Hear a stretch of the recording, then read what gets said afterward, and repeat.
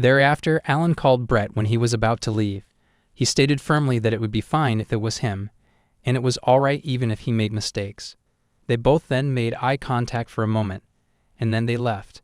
The very next morning, Alan suddenly woke up and hurriedly got out of bed. He punched his bed as if he had important work to attend to. It was the hero's Hin marionette puppet funeral. In the next scene, 3 servants stood in Alan's room, having come to wake him up and ask him to get ready. Certainly that guy would not be there anymore, but Brett was determined not to let anyone look at him with pitiful eyes, despite not having made a mistake.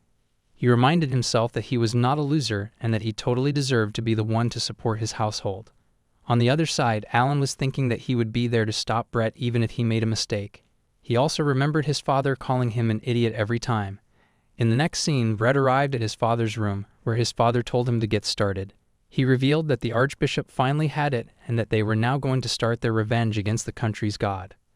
The next scene further shifted to the village where Alan was taking Liz out of the carriage. When Alan looked around, he was amazed to see the peace of that village. That village was where Liz's uncle was seen. Alan was just hoping to find leads about Alfred and the Shogun. Just then, they bumped into a lady who asked them if they were traveling in that remote area. Alan replied that they were looking for someone. He further explained that they heard Liz's uncle, who went missing 5 years ago, was seen in that village. The lady then told them that she lived in that village with some old friends, but she clarified that she had not heard of anything like that. Moreover, she gave them an idea to ask the chief. Along with this, she claimed to show them the way as well. A while after, they arrived at the chief's house. The chief thanked them for coming to their village. Thereafter, they sat with the chief to ask what they came for. Alan started by saying that there was something he wanted to ask the village chief, and he proceeded to ask the same. Liz and Beatrice were also sitting there in front of the village chief. The chief thought for a moment, then replied that her uncle Alfred was a kind person who treated her like his own child. Liz further stated that she really wanted to meet and talk with him again. She declared that anything was fine, so she requested him to tell them if he knew anything at all. She further asked the chief if he knew of anyone who had visited the village. The chief replied that he really wanted to help her a lot, but he declared that he could not tell her what he did not know. Beatrice then asked him if there was no missing person found in the village other than Alfred. The chief said that this village was fairly secure, so if there was something like that, it was natural for him to hear about it. With that, Beatrice understood that there was nothing more for them to hear. After all that discussion, the chief asked them to stay there for that day as an apology from his side.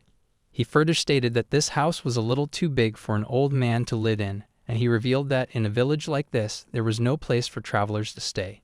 He also mentioned that there would be a small festival, enough for the whole village in a few days, therefore he requested them to visit it if they wanted. The 3 of them were intrigued to hear about the festival, so the chief concluded that it was a bit lively. Liz then stated that she really liked the festival. After that, the chief again mentioned that this was his apology. He felt really nice to make the acquaintance of them all, as he considered himself in Liz's debt. Just then, Alan noticed Liz being quietly lost in her own thoughts. She was still diving into her uncle's memories, like how she used to run into his arms, how he used to play with her, making her laugh. She also remembered a day when she was attacked by someone, but by God's grace she was saved. She had requested her uncle to tell her the reason why her father was trying to kill her. She had only one question: why on earth would her father do that? But without telling her anything, Alfred disappeared and she was left alone.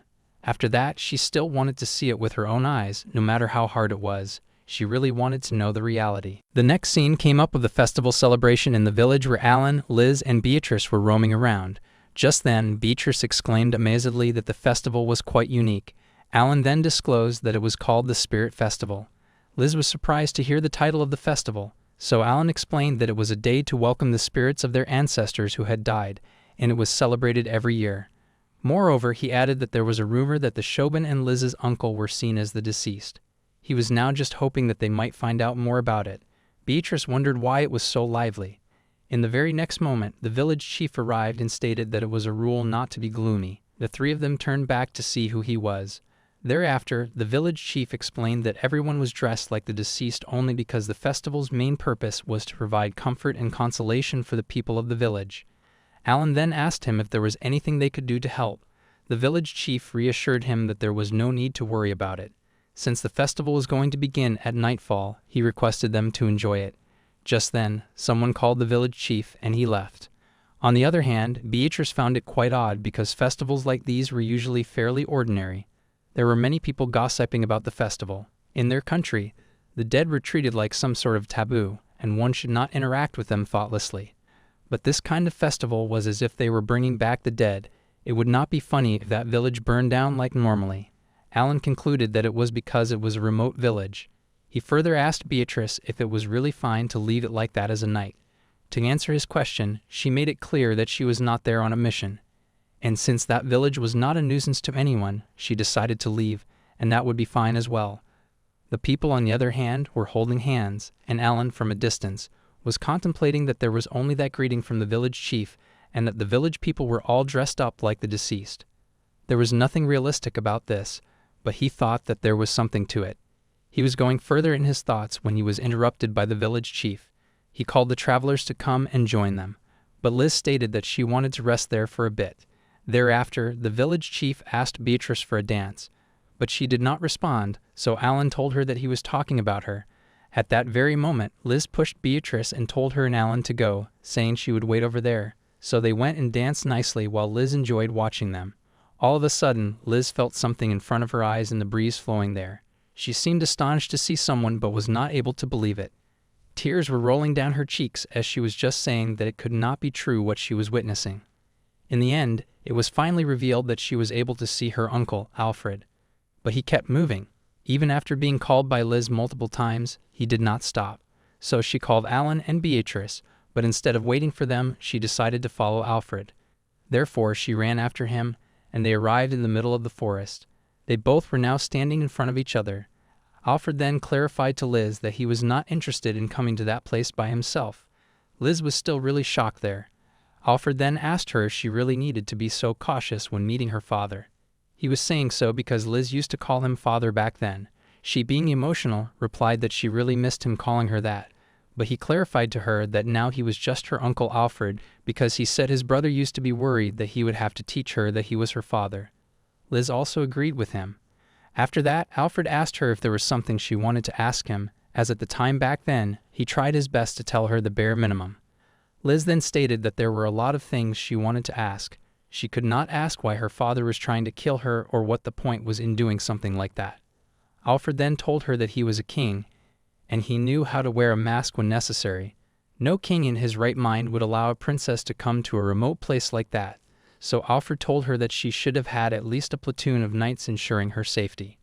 By the time she got there, someone had attempted to kill her. Alfred further was going to tell her the reason why her father wanted her dead. He disclosed that her father wanted to kill 5 people, of which she was included. It meant that the lives of the possessors of the congenital gifts were in danger. He was guessing that the shogun, who was killed first, was one of those gifted individuals, just like Liz. The scene now shifted back in time when they were in the royal capital, investigating the shogun. There, in the empire, someone asked Liz if there had been anyone watching her lately, to which she replied positively. So that person suggested she get more guards just in case, and also clarified that he would keep an eye out. But Liz knew that she was not the only one with a congenital gift. The guy also mentioned that things had been strange lately. Liz further told him that it was as if someone was watching her. So he asked her rudely why she had not said anything.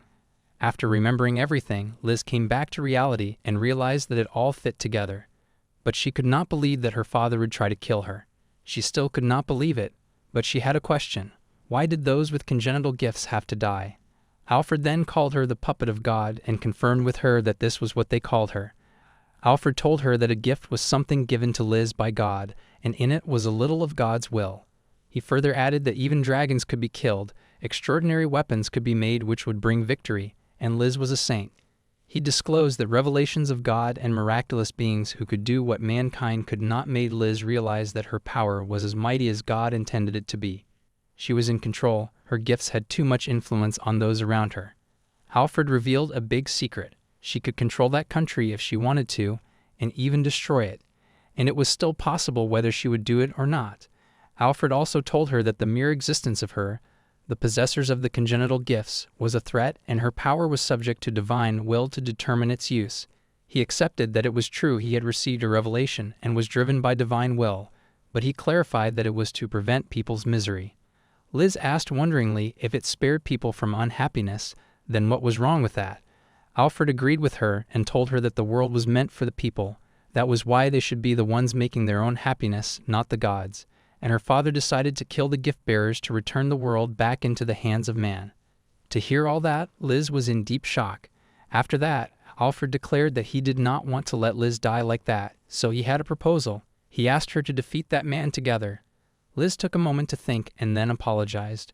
She stated that even if that was true, she believed that they would come to an understanding if they talked it out. To hear that, Alfred clarified that this kindness of hers would destroy her and grieve those who cared about her. He requested her to understand this, but she told him that it was her uncle who once taught her that the most important thing to do was to believe in people at all times. In the spur of the moment, Alfred went quiet and seemed to be taking out a weapon. He started behaving strangely and smiled broadly. His voice changed. Liz was shocked to see all of this. She did not even know who he actually was. He then told her not to worry and claimed that he would be putting her body to good use, and immediately took out his weapon. He declared that he was going to kill her. She remained astonished to see her uncle behaving like that.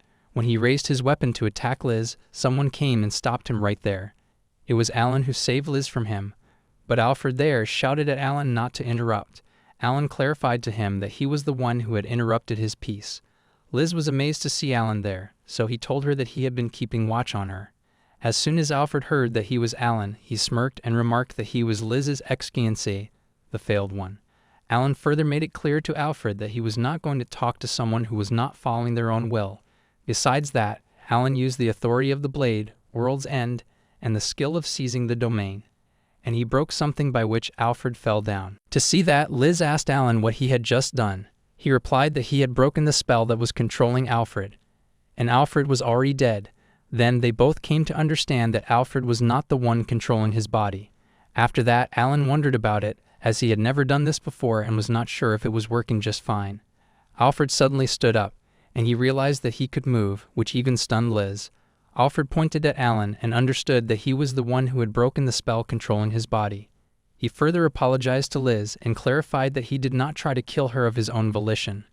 Moreover, he disclosed that it was not the king who was trying to kill Liz, but he accepted that it was true he had a grudge against the royal family. Furthermore, he added that he had been betraying the royal family while working with them even before they killed him to get revenge on the royal family. Now he was just one of the people that they had used. Alan thought about those people and got the name Demon. Thereafter, Alfred stated that he was certain the sorcerer who knew the spell that controlled him had been lifted, and they did not have much time. So he told Alan that there were two things he needed him to do for him. Firstly, he requested him to take good care of Liz. He claimed that she was a good girl, but he was worried because she was a little reckless. To hear his first wish, Alan replied that he would have done it even if Alfred had not told him to, for which Alfred was thankful. And as for the second thing, he wanted to have a spar with him. A moment after, Alan agreed to do it, so Liz screamed at him, asking why he was not surprised at all.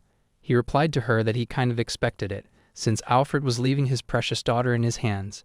Therefore, Alan believed it was only fair that Alfred made sure he was deserving of it.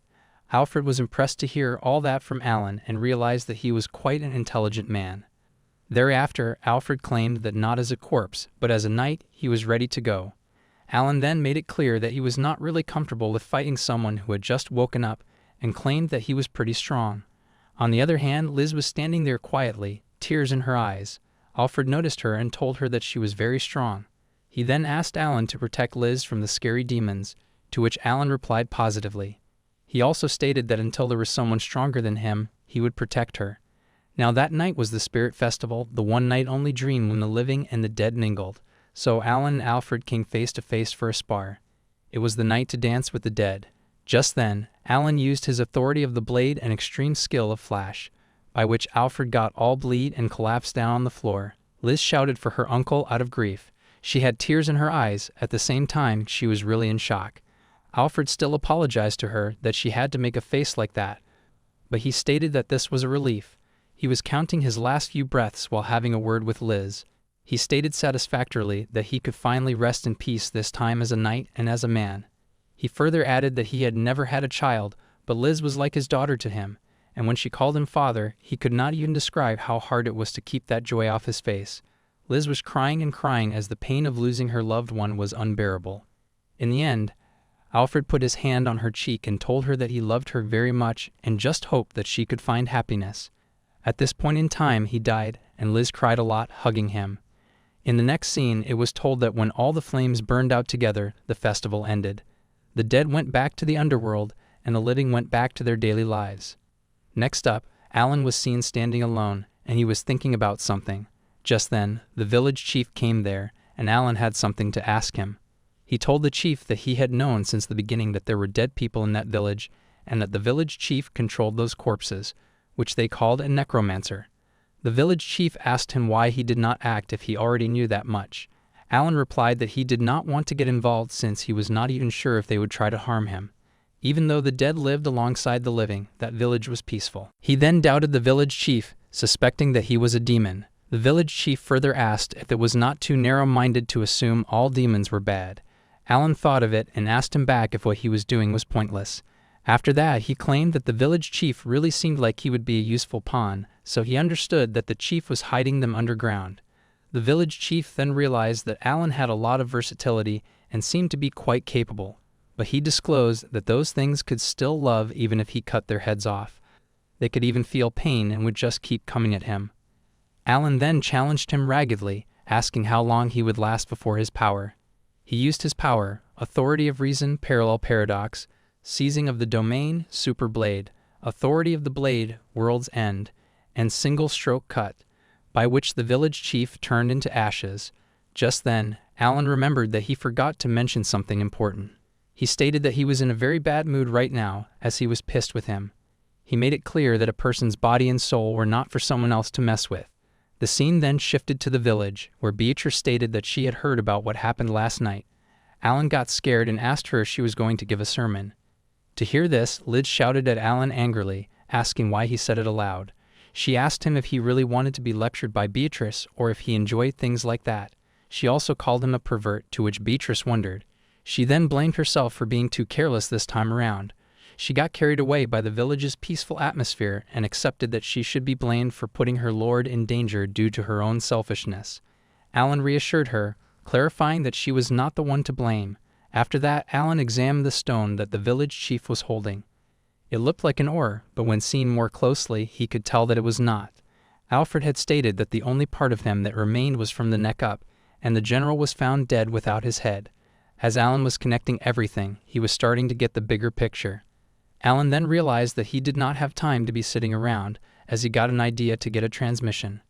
The three of them, Alan, Liz, and Beatrice, were sitting somewhere and having a discussion about what had happened. Just then, Liz was holding something in her hand. She seemed very shocked to see that substance, to which Alan asked her if there was something going on at the royal capital. She then disclosed that the shogun had shown up in the royal capital. The scene further shifted to the kingdom of Adastera, royal capital Cardia. There were a number of people in the royal capital gossiping about the rumor. They were all talking about the shogun, who had loyally served the king for many years. Just then, Edward Gatchagard, who was the knight commander of the First Order, asked another man if the town was still filled with rumors. The guy replied that it was worse than the previous day. Edward then stated that it was understandable to some extent, but no matter how he looked at it, it was circulating way too fast.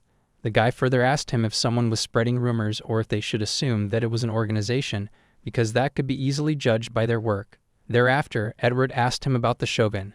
The guy replied that his subordinates were searching for him and a lot of people had seen him as well. But according to him, he stated that it was better to assume that it was true than to think they had been fooled. As for him, he believed that the shogun was long dead. Edward knew all about it. He even knew how the shogun felt about the country. But the guy told him that the shogun was not the type to spread a rumor like that. Edward then told him that it was safe to assume that the shogun was fake. With all due respect, the guy opined that it was better to be prepared for anything because the people could change at any time. For thinking like that, Edward praised his second in command. Besides that, he stated that, in any case, there was nothing for him to do except face the crisis that was threatening the fate of the nation. The guy agreed with him. Moreover, he added that the shogun's gift was the ability to force orders upon his subordinates regardless of their own will.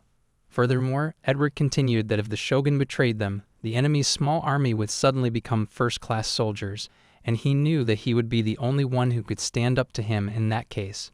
He determined that he would stop him from taking revenge on the kingdom. Whether it was real or fake, It did not matter to him.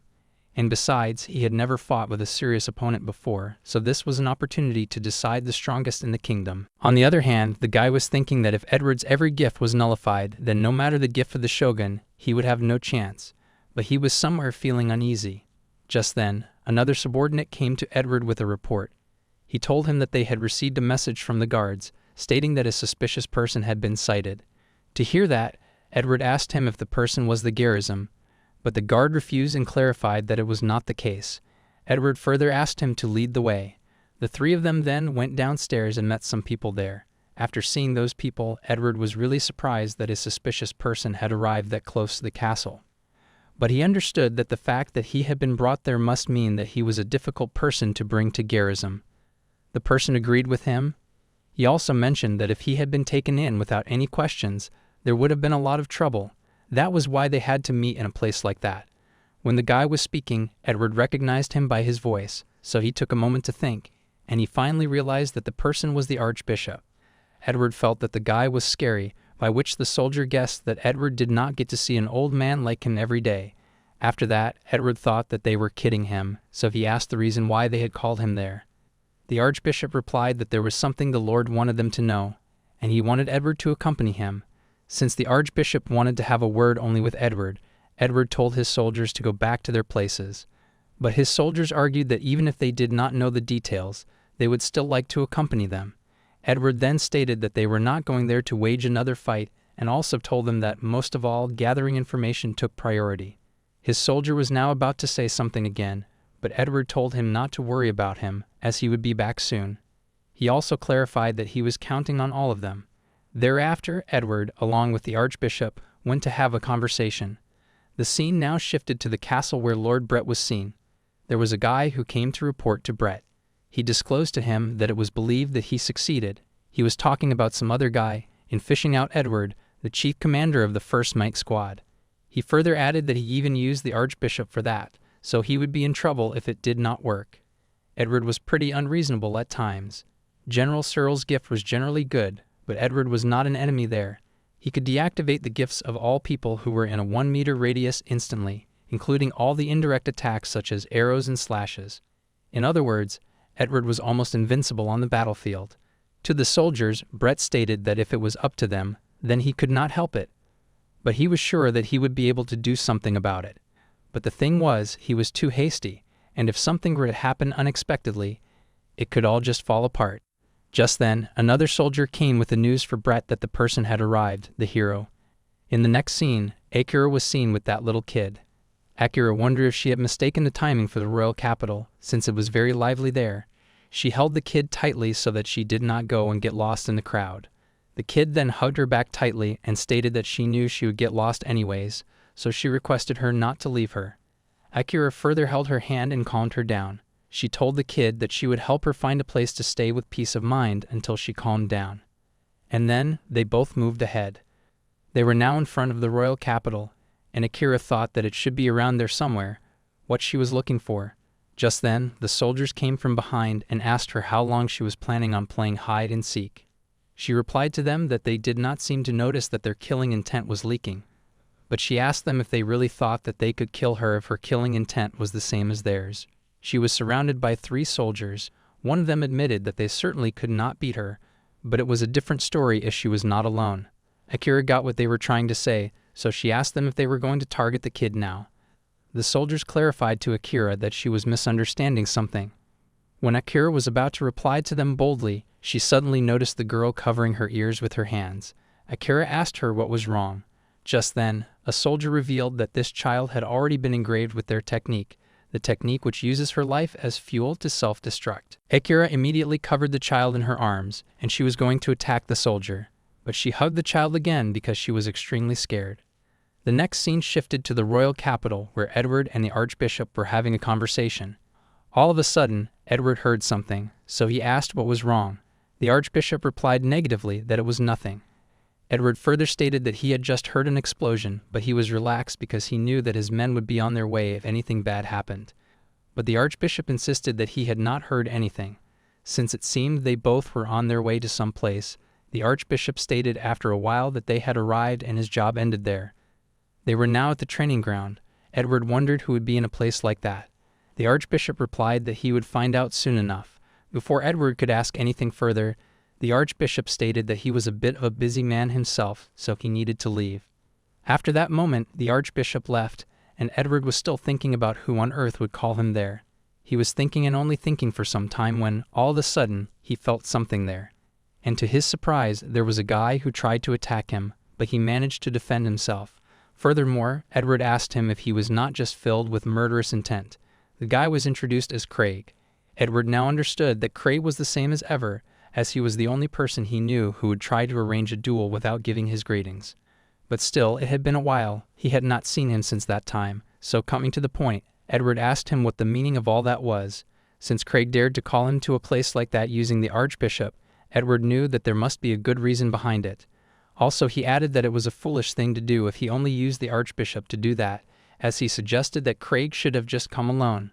Craig then stated that it was too late, as the Archbishop was on their side. Edward wondered what he meant, so he asked him what he was talking about. In the very next moment, Craig shouted at Edward that he was the one who called him there, and he also revealed the reason. Edward was in the way of his place. That was why he intended on getting rid of him. Just then, Edward again heard some noise and wondered what was happening. He contemplated who that person might be. At first he thought it might be the Archbishop, but then he wondered why he would be in the city. Thereafter he realized that the guy must be General Cyril because he had not seen him around lately and thought he had died. The scene shifted to the other side where General Cyril was addressing a large crowd. He first apologized for startling everyone out of the blue, but he told everyone that there was a reason for their sudden appearance in that place. He expected that they all might already know what he was going to say, which was that this country was deceiving them. Since that was not even the right way to put it, to word it more precisely, he disclosed that God was deceiving them. He clarified that if they were wondering why he had not talked about that before, then there was a reason for that. He said they were talking about God, and since they were involved in that matter, he declared that it would be out of his league if he were to interfere. He further added that he had no idea what would happen to the people who lived there if he were to speak out on that subject. Besides, he also felt guilty, whether it be the matter of God or of that country. He did not intend to let them get away with it. He too felt the same way. He knew of it, but he could not shout it out. He knew it would be something incredibly cruel to hear, even for all of them. The people were surprised to hear what General Cyril was saying, so he made it clear to everyone that it would be better not to ask for a clearer explanation. But the general and the Archbishop stated that he would now continue. He was not being forced to say that, but if he might ask, the country and the people, how could God, or how could he fool all of them? Then he told them that it was through gifts. The gifts were what God used to control them. On the other side, Craig and Edward were fighting, and after a few moments, Craig stated that it should be obvious by now that he had won, but Edward's eyes had not realized. Edward was amazed at how strong Craig was. He thought all the powers of his gift should be nullified, but he understood Craig's level. He also stated that Craig seemed to have finally realized that he only cared about the gift, but it was really the level that counted. Craig then told him that the higher his level, the higher his soul was ranked. In other words, he became a higher being, closer to God. Edward was amazed to hear about God. Craig further replied positively. He also said that it would not be good if the country or its ruler were to know what levels could primarily become levels held.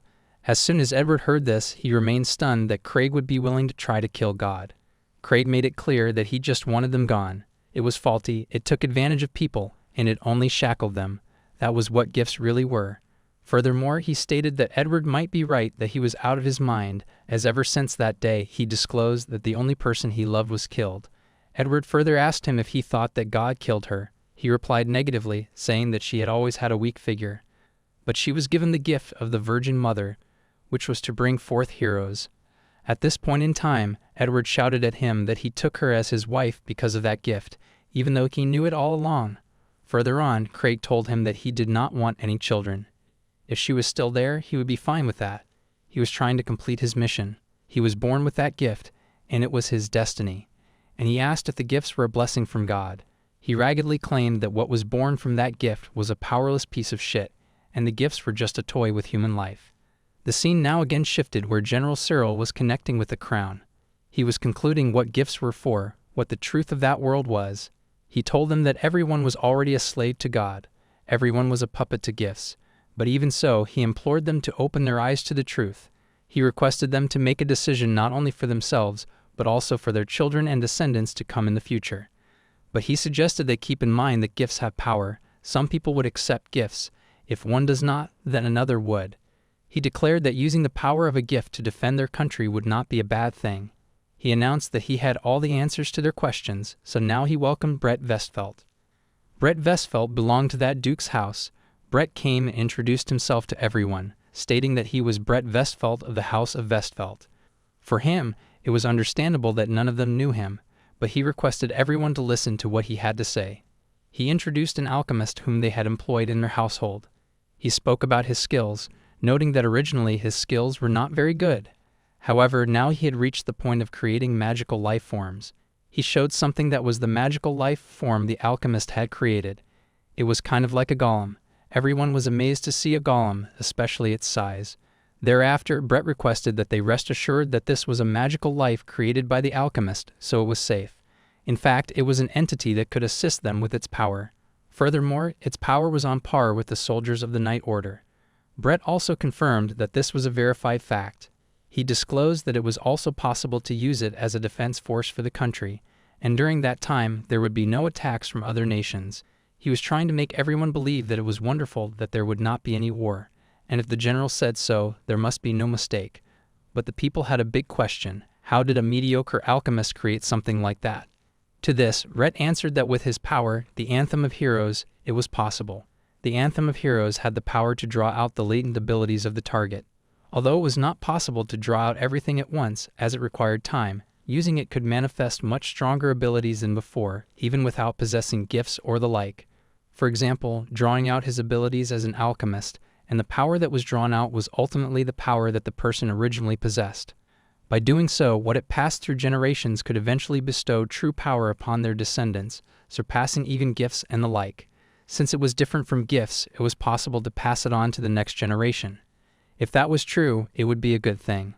It would mean that their lives were no longer determined solely by gifts, but the people still asked what would happen after Lord Brett's passing, to which he replied that there were certainly many things that could only be dealt with through gifts. However, Brett declared that they existed for that purpose, and in the very next moment he called someone who was a demon. He then requested everyone to rest assured. Moreover, he introduced the demon as exactly what they all imagined: a demon. They announced that they had successfully established a cooperative relationship with the demons. It was all thanks to their cooperation that they were able to learn about what he had just told them. They revealed all the truth that the country had been hiding, and they promised to assist them with things that could not be compensated for by a gift. Brett then also mentioned that they did not need gifts, and they had no problems. He further asked everyone to join hands with other species and to think about the way they wanted to live so they could become more free. At the same time, the first night's vice-captain was with the soldiers, and they could see that the vice-captain did not seem to look so well. Therefore, they told him not to worry about the captain, as they understood his concern, but they were sure that the captain would be fine. The vice-captain believed that he was right because he might get scolded if he worried too much. The soldier further told him to just believe and wait for now. The vice-captain then asked the soldiers how the investigation into the explosion was going. Just then, someone came in front of them, causing the vice-captain to panic. He warned that person not to make any sudden movements. He further contemplated that he could tell at a glance that they could not handle that guy on their own. He became really uneasy about what action he should take. The guy, on the other hand, stated that he was no enemy. He was even requesting them to listen to his story, how that world worked, and what a gift was. As that guy just talked about the gift, the vice-captain understood that they were being manipulated by the gift. But he, being bold, told him to stop talking nonsense. The guy stated that it was understandable that he would think that way, but it would be good to think carefully. He asked the vice-captain if he was not pretending to not notice, in reality, even though he was aware of the truth. Further on, he added that his future would definitely be changed by the gifts he had been given. As if the gift given to him was different. There might be those who were disappointed because they did not receive the desired gift during the blessing ceremony. Thereafter, the vice-captain thought that even with an elite group of knights, the guys who were different might not have joined the Night Order by now. However, he wanted to become a baker, inherit the family business, become a traveling merchant, and explore different lands. And he asked the guy as well. He accepted and assumed that it was true, and that was why he claimed they were knights.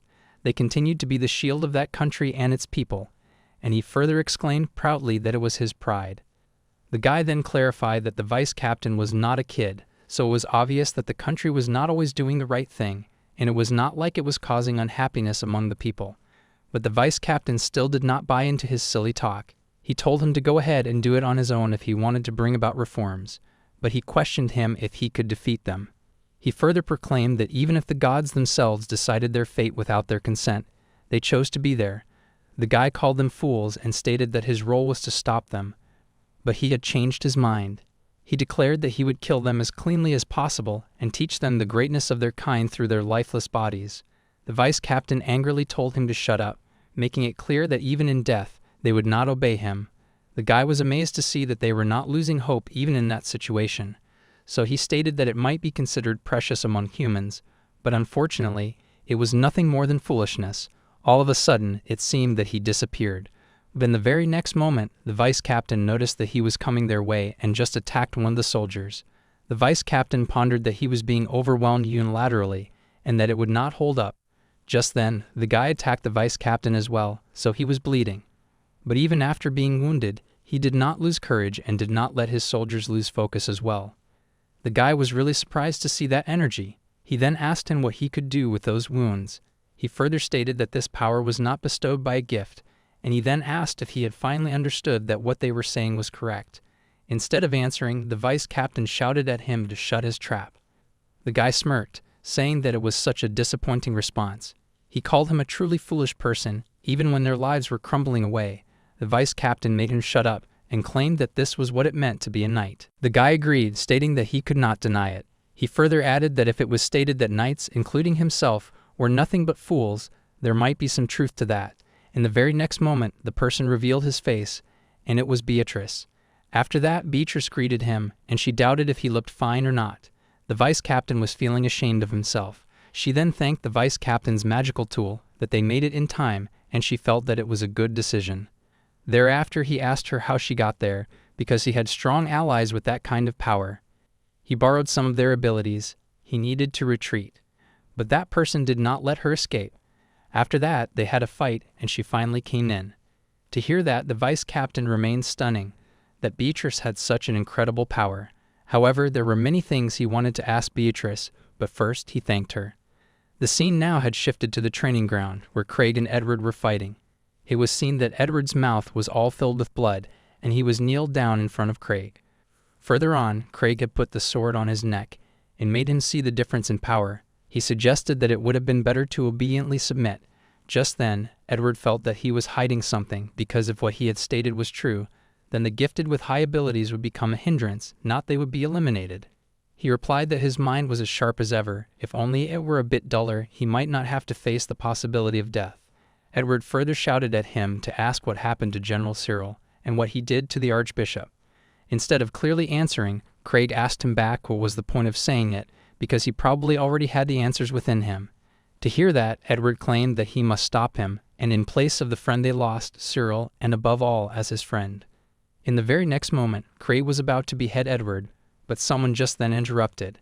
It was Akira, to see whom Edward was sure that she got taken down spectacularly. She then requested to stop there and clarify that she intended to defeat the old man, Craig, by herself. Edward was shocked to know that. He asked her how she was there. Moreover, he called her braver, and Craig wished that she should be dead. But Akira replied to him not to go killing her off, although earlier she thought she was dead for sure too. Even she wondered just how much he knew about that time. Craig then asked her if she abandoned the child and saved herself, and in the end, he called her still God's puppet, even if they called her braver. Akira called him back, saying he was one of them, if he knew that. And Craig asked her what she was going to do about it. She claimed that she was going to crush him. And on the other hand, she apologized to Craig for interrupting him. And there, Edward stated that he was already a sight to behold, and he would be grateful if she would be willing to help. Well, Craig stated that it was fine, that she just saved him some time and effort, because now he could kill God's puppet with his own hands. Since the constant talk about a puppet was getting annoying, she asked him who he was calling a puppet. She added that this power might have been given to her, but still she claimed that she was she. And if he was complaining about that, then God or no God, she determined to knock him down. Edward felt that it was right. Whether God willed it or not, it was up to you to decide what to do. since blaming everything on God was not the answer, rather it was just an excuse. On the other hand, Craig contemplated that if he could not stop her, then he declared that he would have to kill her to prove that he was right. Akira smirked. She also challenged him to show her what he had got. The next scene shifted to Brett, where he was attending a large crowd. He was telling them that with the power they possess, they could draw out the power within all of them, and the world captivated by gifts should meet its end. Also, he requested everyone to lead the national defense to them. He stated that they had been working tirelessly for many years. Just then, he was interrupted by someone. The unrevealed guy guessed that it was still impossible to believe. Brett was astonished to see the guy. It was Alan, whom Brett claimed was good for nothing. He asked him why he was there. He further confirmed what he exactly meant by saying that he could not believe in them. So as of now, he asked if Brett was the only one who could create those magical life forms. Brett replied positively. From there, he clarified that the production methods were top secret, and they did not want other countries to imitate them. Then Alan declared that he did not believe it anymore, as he disclosed the reason as well, that the demon they created tried to assassinate the princess. The people started gossiping, wondering why Alan meant Liz by the princess, or they had a question about why the demon would do that to Liz. Just then, Liz came there, and she shouted to stop that now. Each and every person was amazed to see Liz there. The people asked if that was not considered a rebellion, that the general and the archbishop were plotting the assassination, or why against Liz specifically, rather than against the kingdom. To all the questions, Liz replied that it was because she was a congenital gift holder, and she disclosed that this was for them, not for the demon. The powerful gift holders were considered obstacles. Moreover, she revealed in front of everyone that the one who attacked her was the magical life form standing there. To hear all that, Brett was laughing out. He exclaimed that even though he was trying to settle things peacefully, she had to go and cause unnecessary trouble. The people were shocked to hear what Brett was saying, as it seemed that he was admitting to it. Just then, Brett called all the knights because he realized that the situation had gone out of control. He requested them to help, as it was a dire situation. He again called the Sir Knight, but in the very next moment, it was seen that Alan used his skill. One of the knights was going to even attack him, but as a surprise, he got knocked down. Liz was hiding herself behind Alan, as she was scared and shocked at the same time. All of the knights had fallen, which had blown away Brett's mind, as he could not understand what was going on. So he asked Alan about the same. Thereafter, Alan disclosed that he cut the strings that were controlling them. It seemed like they were under control for a long time, so Alan hoped that there were no lasting effects or after effects. It was then suddenly seemed like the demon killed down the corpse. Alan was shocked to see that scene. He guessed that those two were forcibly moving corpses. Brett, on the other hand, shouted at Alan, asking what he did. He was so angry with him and warned him not to get in his way. Just then, the people started evacuating from there. Alan exclaimed, disappointed, that his brother was such a troublesome person. He thought that he did not give him any attention, and that might have been his fault. But just then, he punched Brett, which made him fall in an instant. Everyone got panicked all of a sudden to hear the unusual sound. So Alan calmed everyone down, saying that everything was all right now. Thereafter, Liz stated to Alan that she would take care of it from now, with which he also agreed, and he left it up to her. But when he looked at her deeply, she clarified to him that he did not have to look so worried, as she would be all fine. The next scene shifted to the training ground, where Akira was fighting against Craig. It seemed that she just got saved by a flinch from Craig's attack, so she understood that he was strong as hell. She then asked Edward his opinion about the weird movements of Craig, so he told her that he could clearly predict their movements. He disclosed that Craig's gift was future vision, which meant that he could see the future. But that gift takes a lot of concentration, so it could not be used for the battle. He further wondered with that much power of Craig, so Craig declared that even that girl does not want this kind of power, as he revealed that he always saw her death many times that were even countless. Moreover, he asked him raggedly if what he knew about it. Edward replied that the future could change if you try to avoid it. But Craig screamed that whatever he does, it was only her death that he could not change. That was why he concluded that in the end, he could not do anything. He stated that he was in despair many times, wondering who decided her death. Akira replied to him that her life was taken because of the gifts, and it was because of God's plan, which was generally called fate. She was about to continue further, but she was interrupted by Craig again. He declared that God's existence was just a shackle for humans. There, Akira understood that this was why Craig denied God and the gift that was his power. since she got that the loss of the most important person to him was something he could not forgive himself for, but she asked him to just stop saying unnecessary things. Craig then agreed with her that she was right. He accepted that he might be just overthinking. In the very next moment, he requested to give him strength in exchange for his life, and he just used the power to burn it all. Akira also used her power, Ewaden, to nullify the effect, but the powers were countering each other. Craig then claimed that he would crush Akira's right arm, and some strong power attacked Akira, which made her bleed, and she fell straight into Edward's arms. Even Edward was stunned to see that power. He wonderfully asked if that was the devil's powers. He then shouted at Craig to just stop it right there. He reminded him that if he used that power much more, then he would lose himself too. But he did not listen to Edward and again attacked Edward this time. Edward was screaming out of pain, saying that he was being swallowed by darkness, anger, grief, sorrow. He was calling Craig for his life. He could understand the pain of Craig, what he went through, as he stated that it must be quite painful. He was all bleeding very badly, and on the other hand, Akira was also yelling. Craig was now standing, holding his forehead, thinking that no one understands his feelings.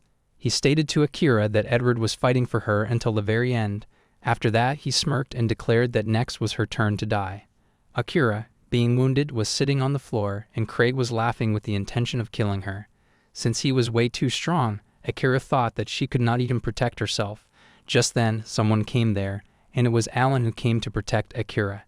As soon as she saw him, it seemed that she got quite relaxed and happy as well. Alan first apologized for being late to Akira. Thereafter, Craig stated that he did not expect it to go that far. He also added that he did not think Alan was the one who was getting in his way. He laughed out and called Alan a failure. Alan agreed with Craig that he was right because, if he could, he wanted somebody to take his place. Craig again laughed and suggested he leave that place right now if he thought so.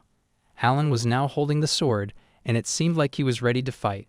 Further on, Craig made it clear to him that it did not matter why he was there or how he got there, because there was only one thing that he wanted to say to him, just to get lost from there. So when he tried to attack him, Alan saved himself with a counterattack. Craig completely lost his mind when he saw this. Alan further stated that Craig was the son of someone who says such wicked things, and since children could not choose their parents, therefore it could not be helped. On the other hand, Craig was still in shock because his hatred that became darkness should not be that weak, so he asked him who he was. Alan reminded him that he just called him, by himself, a failure. Craig asked him angrily if he did not understand. However, Alan stated that even if he was a failure, there were people he could not leave alone.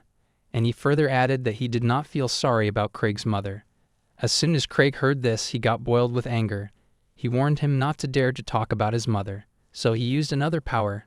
Just then, Akira understood by seeing that it was Devil's power, and she knew that it would not be able to return. But Alan was okay because it was Craig's own body, so he thought it was fine to do as he pleased. At least it was not until he realized what he had done. All of a sudden, Alan turned to move ahead, and he felt like he was in the middle of ice, like bottomless despair. He contemplated that he might just not want to know. Making friends with other people just created sorrow, as they changed their minds quickly, because he knew that, but then he came to think of the people who trusted him and were still in that world. That was why he got courage, and he exclaimed enthusiastically that he would not stop there. Later records stated that it was a very busy day, because the demon general and the archbishop appeared in the royal capital, and the death of the first knight commander happened. However, the princess managed to bring the people together and did not lead to confusion. After that, the kingdom of Westfeld fell into great chaos. The head of the family teamed up with the devil to rebel against the nation. And once again, everyday life was saved, but many were lost as well. There were many scars of sorrow left behind. Everyday life went on. On one fair day, to appreciate Alan's great contribution, the king of Duke Westfeld was going to grant him the status of Duke of Westfeld. There were many knights, and with them, Liz was also there. About the status, Alan respectfully declined it. He kneeled down and reminded the king, as he stated that Alan was already disinherited. To give not only the duke's status, but also the most important land of that country would be an outrageous act, so if he was thinking about that country, he should not take that offer. Therefore, he decided to decline. Thereafter, he asked if they agreed. The king did not mind it since he was expecting it, and it was because he heard him talk a lot. Just then, Liz went to her father, and the utmost respect that he could give her was that country because it was his most precious treasure that she was going to protect. So they were going to call Reese now. On the other side, Alan met someone outside. It was Neil, who was standing there. He apologized to her for the wait, but she clarified that she was not really waiting. Besides that, Alan disclosed to her that he had properly declined the proposal from the king, to which she was very surprised. But he told her just to forget about it and told her that she would go back to that town after it was convenient there and easy to collect information from surrounding villages. She then asked what after that. He replied that he would not know until that time comes, so she called him still irresponsible. Then he came to think of it to thank both of them, Neil and the kid, for coming together that time, as it helped a lot. But she stated that it was nothing, as she did not do anything in particular. After that, Alan asked her if it was okay not to tell Reese about that because he thought she was busy with various things right now. Neil was really surprised by that, as she could not get that he was seriously saying that. Just then, Liz ran to them, and she was thankful that she met them because she thought they had already left the town. Although Alan was happy for the greetings, he asked her if it was okay for her to come there. She replied that because Alan and the others were going back to that town, she wanted him to take her with him. But he asked her if she had done her duty, to which she replied that she had finished her duty, but it was in order to return to her territory. Alan was surprised by what she just stated. Thereafter, she disclosed that she had changed her name a little. Reese Westfeld was her new name. A silence spread all over there for a few moments. Alan then asked her if Reese took over the Westfeld territories, and she replied positively. Furthermore, she told him that she was only a lord in name, and she was planning to give the real power to someone else. Alan wonderfully asked if there were benefits for Reese to do that. She replied positively. She stated that even if she says so herself, she was not suitable to be a princess in the first place, since there were many things that she must know, and if she was not in that position, it would be difficult to live freely. To hear that, Alan replied that he had no choice but to agree. Just then, he came to think of Beatrice, so he asked about her. Reese replied that Beatrice was originally a royal guard under the control of the royal family because she, Reese, was no longer a member of the royal family. She then asked him if it was okay if they did not wait for her. In the very next moment, she herself replied that it was okay because it was Beatrice that they were talking about. So Alan asked if it was okay that Reese was alone. She replied positively. She further added that several people from the royal capital were scheduled to come to the territory, but she thought she would go a step ahead. Alan again confirmed with her if it was really okay, to which she agreed because if Alan came along, she felt relieved. In that world, there were still people who needed Alan. Even though he was not a hero, even though he was a failure, he was not no one too. A while after, Neil asked Alan why he was just standing there as they were leaving, and then they all went. In the next scene, it was told about Victal Empire, Linkvist Duchy, that it was located at the eastern edge of the empire and was one of the most important points within it. That was because it faced borders with other countries, especially the Kingdom of Adastella. The history of conflicts between those two nations was long, and it was stated that if not for the Kingdom of Adastella, the Empire's territory would be several times larger than it was now. Due to various reasons, they were not engaging in direct warfare, but tensions continued beneath the surface. The Duchy of Linkvist was at the forefront and could be considered a pivotal point. In the next scene, a lady was seen reading books while sitting on her bed. All of a sudden, she shouted at something regarding the information. She stated that even though they had an elite intelligence unit, they sure were surprisingly useless. The lady was the first child of the Linkvist Duchy, named Henriette Linkvist. The guy who was kneeling down in front of her told her that this was highly sensitive information. She then replied to him to leave it, as it was their fault for not bringing more information. Furthermore, she guessed that asking for more details than what Henriette had actually seen might be a bit of an unreasonable request. The guy asked her if she stated something. She refused, as she was just talking to herself. Next, he gave her another paper. She read about the demon slaying, subjugating a giant monster, the attack on the royal capital by the demons, the death of the general and archbishop, and much more. After a few moments, when she was done with reading, she contemplated if that kingdom was not just cursed. She further gave it to the guy, Cyrus, and told him to make sure that this was archived properly. She then thought to herself that it seemed like the only one behind all that was that guy. Here she was thinking about Alan. She had a memory where she was reminding someone of what he had stated, that he wanted to live peacefully. In the next scene, a guy was laid down on the floor, and Henriette was sitting beside him. She was asking him if that was why he got reincarnated. She suddenly got up from her bed and went near the window. She felt like there was nothing she could do about it. It was quite a common story, the downfall of a hero who possessed too much power. After defeating the threat, what remained was the fear and rejection directed at them by the people. Those who fought and risked their lives never wished to be hated and persecuted by the people. After that, Henriette was apologizing to the guy that they did not make him a hero just so he would feel that way. She understood that it was a selfish argument. Just then, the guy asked her if she was apologizing, since he told her that it was his stubbornness that got him into that. She was crying very badly. She stated that because he was there, they managed to keep what would have otherwise been lost. Because of him, so many people were spared from their tears, and now she lost him. She was so proud of him. She declared that he was the hero she longed for. Now she requested him just to tell her wish. In the next scene, Alan was seen in bed. It seemed like it was a dream he was having. He just woke up and thought that he had a very nostalgic dream again. They were the memories of his previous life's end, the former hero who wished for a peaceful afterlife on the brink of death, for they had yet to obtain the peaceful days they desired.